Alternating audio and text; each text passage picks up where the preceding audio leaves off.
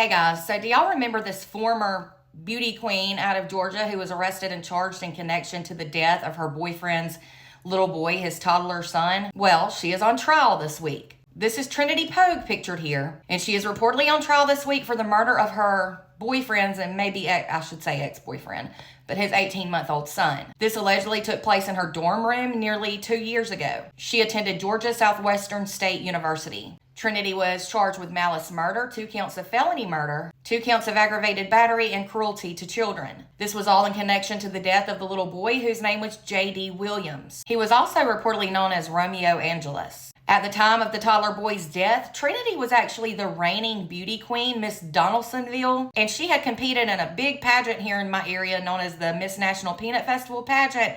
It's when all the local city beauty queens get together to compete each other for the title of Miss Peanut. I was in Miss Peanut many moons ago. She was luckily, though, stripped of her title of Miss Donaldsonville after she was arrested. Reportedly, Trinity previously pleaded not guilty to all the charges against her. The little boy's father, who was Trinity's boyfriend at the time, is Julian Williams, and he said that his child was in good health and just fine when Julian went to Walmart to pick up a pizza that day. This was at around noon on January 14th of last year, 2024. Julian said he then got a text from Trinity as he was driving back to her dorm saying that his child, his little boy, was no longer breathing. So Julian rushed to her dorm and then drove the little boy to a local hospital where doctors there wanted to fly him to a hospital in Atlanta, Georgia, but unfortunately, the child died before he was able to be stabilized enough to make that trip to Atlanta. Reportedly, one of the prosecutors told the court today that the little boy had suffered from catastrophic injuries, including bruises, a fractured skull, and a lacerated liver. Prosecutors also told the jury that Trinity disliked the little boy and that the child was a key source of friction or conflict in her and her boyfriend's relationship. She even allegedly texted her roommate that same day saying that she can't stand being around JD, the toddler, anymore, and that he hates her and she hates him. Absolutely unreal. How can you hate a toddler?